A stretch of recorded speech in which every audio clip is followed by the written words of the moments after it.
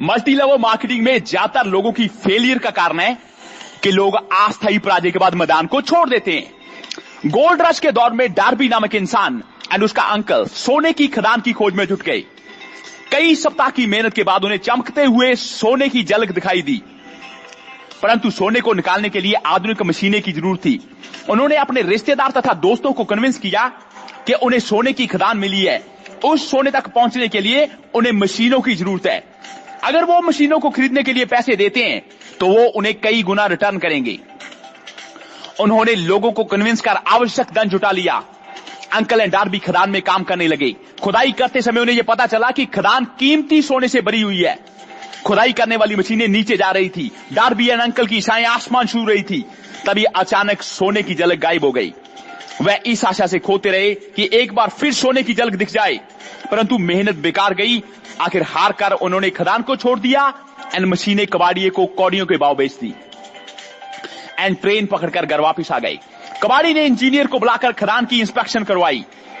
Engineer ने inspection के बाद कहा कि यह प्रोजेक्ट इसलिए फेल हुआ कि खोदने वाले नहीं जानते थे कि बीच में फॉल्ट लाइन आती है, इसीलिए वो छोड़कर घर चले गए।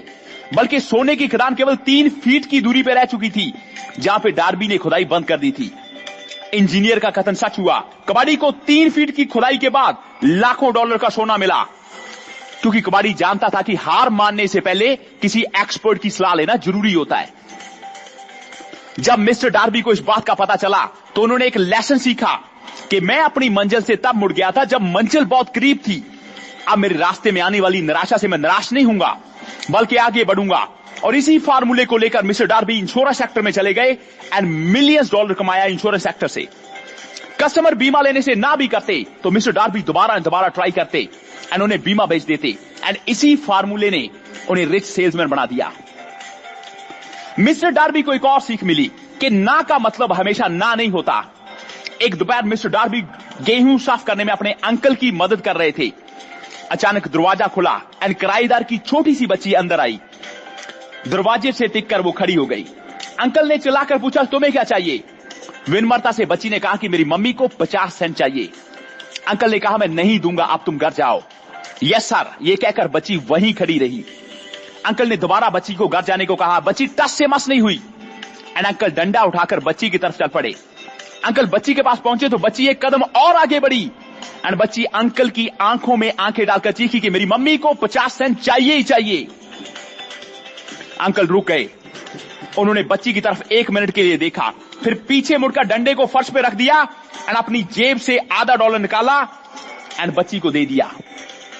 अंकल को ऐसा क्या हो गया था कि उसका गुस्सा खत्म हो गया और वो बेड की तरह आज्ञाकारी बन गए। बच्ची में कौन सी ऐसी शक्ति थी कि उसे सफलता मिली?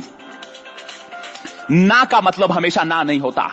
डार्बी ने कहा कि जब भी मेरा कस्टमर मेरे प्रोडक्ट खरीदने से इनकार कर देता तो मुझे वही बच्ची याद आती एंड मैं उसी कस्टमर को बार बार ट्राई करता एंड बीमा बेच देता।